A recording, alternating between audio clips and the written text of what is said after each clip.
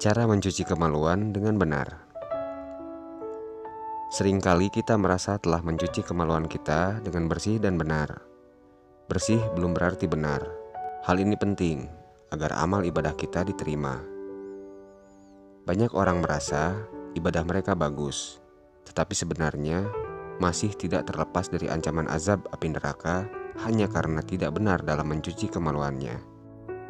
Sayyidina Abu Bakar radhiyallahu anhu pernah hendak menyolatkan mayat seorang lelaki, tetapi tiba-tiba tersentak dengan suatu benda bergerak-gerak dari dalam kain kafan laki itu.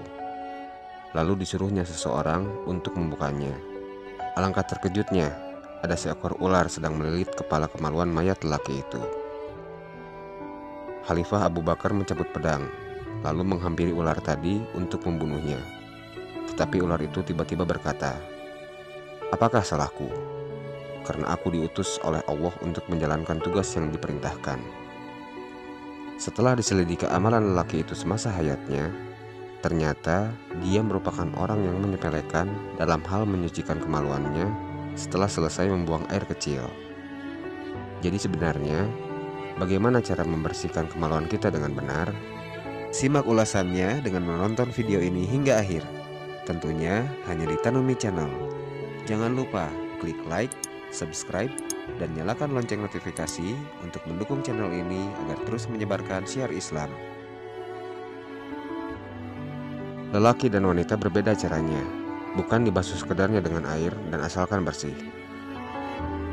Untuk lelaki, selepas membuang air kecil, disunahkan untuk berdehem 3 kali supaya air kencing betul-betul sudah habis keluar.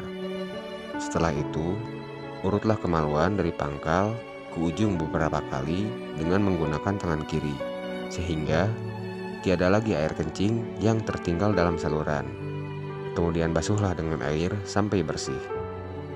Untuk wanita, apabila membasuh kemaluannya, hendaklah ia berdehem dan pastikan dicuci bagian dalamnya dengan memasukkan sedikit jari tengah tangan kiri dan diputar-putarkan sewaktu disiram air bersih. Bukan dengan hanya menyiram air semata-mata, karena hanya dengan menyiram air saja tidak dapat membersihkan bagian dalam kemaluan wanita secara sempurna. Sangat penting. Begitu juga sewaktu akan membasuh air besar. Jari-jari tangan kiri yang akan dipakai membersihkan sebaiknya diolesi dengan sabun, terutama bagian kukunya. Kemudian sangat penting juga untuk memasukkan satu jari ke dalam dubur.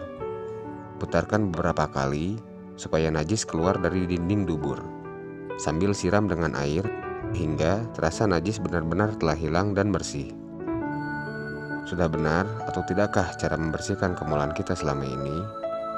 Kalau belum benar, mari bersama-sama kita betulkan supaya diri kita bersih dengan cara yang benar.